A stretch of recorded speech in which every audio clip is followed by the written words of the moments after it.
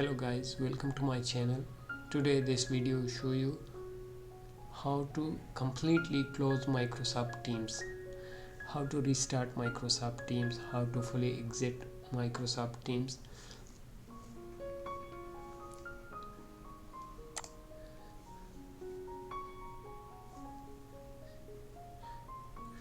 Right click on Microsoft Teams icon on taskbar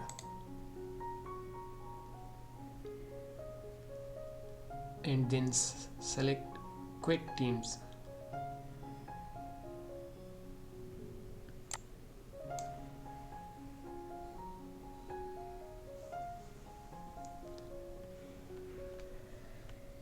Now click on Start and search for Teams.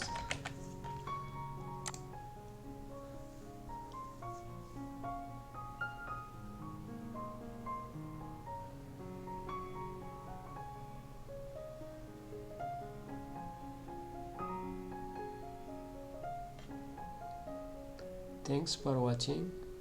Please subscribe for more videos.